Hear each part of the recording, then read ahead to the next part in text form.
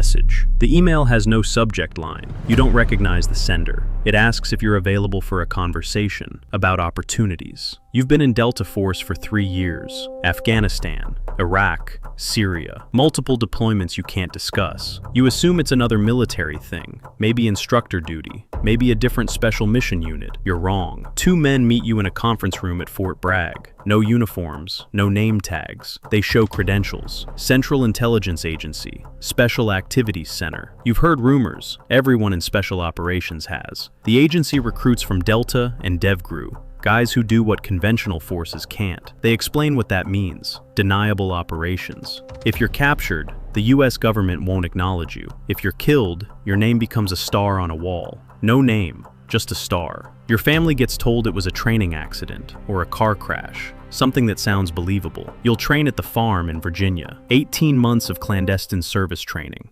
Tradecraft, surveillance, recruitment of assets. You'll still do the tactical work you know. Direct action. Hostage rescue. But now, you'll do it alone, or with one other guy. No platoon, no support. Just you and whatever local forces you organize. They call it the third option, tertia optio in Latin. When diplomacy fails and military action is too visible, you become the option nobody admits exists. You say yes because you're young, because this sounds elite. You don't ask what happens when you're too old. You don't ask how many stars are on that wall. You don't ask if anyone ever says no. Act 2, the briefing. Camp Peary smells like pine trees and gunpowder. They call it the farm. You learn things Delta never taught you. How to recruit a foreign asset. How to run surveillance without being noticed. How to blend into a crowd in any country. You memorize cover stories. Aid worker, journalist, businessman, whatever the mission requires. You practice them until they feel real. Your first deployment brief happens in a SCIF.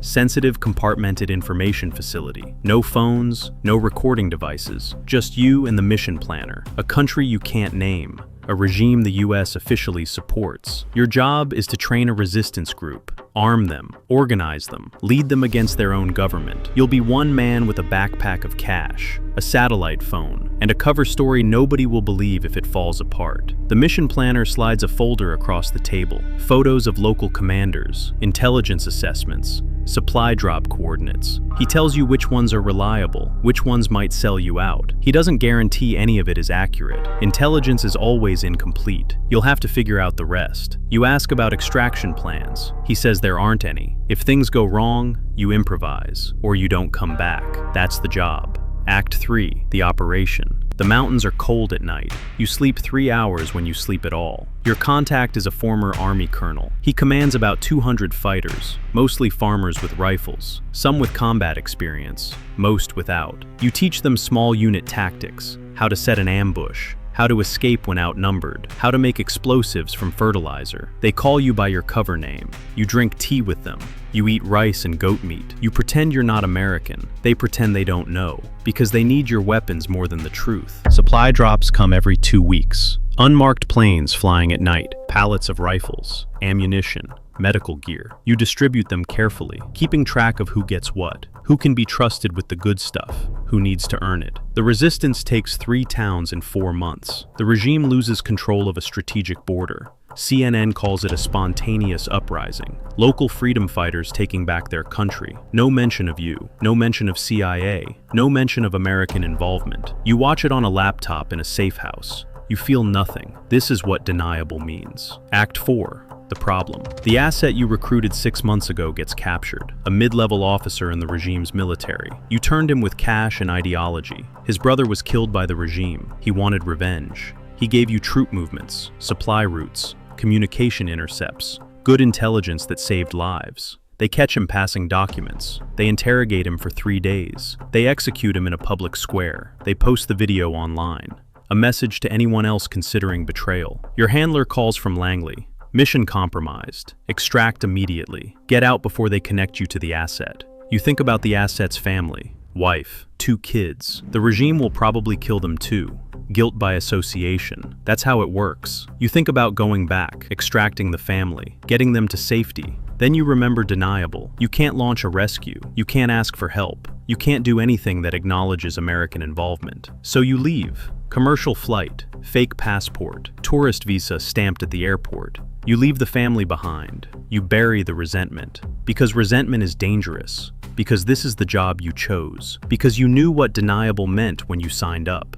But knowing doesn't make it easier. Act 5. The truth. The briefing room at Langley feels too bright. Fluorescent lights, white walls, another mission, another country, another group of people who'll work with you, who'll probably die. You think about quitting, going back to Delta, or getting out entirely, using your degree, finding something normal.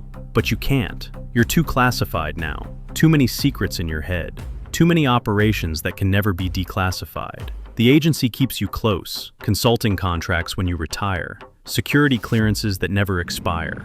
You're valuable as long as you stay quiet. You're a liability if you leave. So you stay. Another mission, another country. You watch new guys rotate in, fresh from SEAL Team 6, from Delta, from Rangers, all in their early 20s, all thinking they're special. You think about the operations you've run, the regimes you've helped destabilize, the resistance groups you've armed.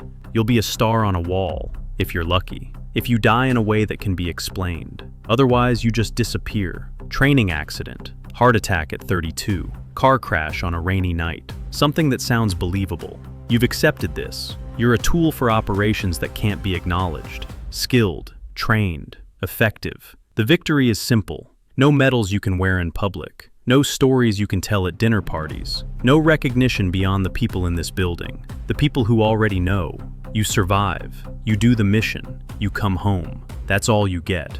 The quiet victory of still breathing. Of knowing what you did mattered, even if nobody else ever will.